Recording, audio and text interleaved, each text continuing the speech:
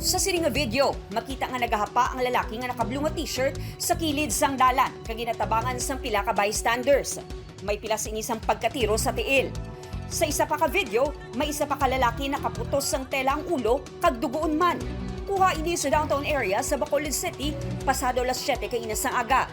Ang lalaki nga nagahigda amo si alias June, samtang ang lalaki nga may pila sa ulo amo si Police Chief Master Sergeant Johnny de la Peña, traffic investigator nga nadestino sa Police Station 1. Sunod sa pila ka mga saksi, ginlagas ni alias June ang pulis kag ginali nga ginsumbag. Magkasang pulis na. Nandito sa sulod yung tabaket ko, no? Ginsumbag ya.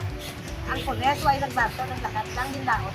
Kaya siya, kaya mabato, kabla kalabas ang iyang nga tubo, kag ang iyang sundang. May pila ka saksi nga nagpahayag nga hubog ang sospek. Naglikaw pa kuno ang pulis apang pila ka beses nga ginlampusan sang tubo. Ang pulis nga, sige, kay ginlampusan sa isa paglampos, sa iya mo na naigo, isa o, kadakop, isa dere sa ulo niya. Sige sa isol, apakon man sa, sige sa isol, apakon man sa suli, puro ang pulis, puro daw natakaan, puro sang sakay ka, pugong, balang nga pugong, magkuha sa bag.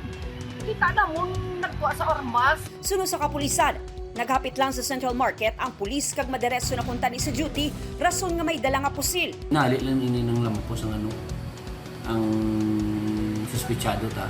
Apang dalayan ini nga nag-atake siya no.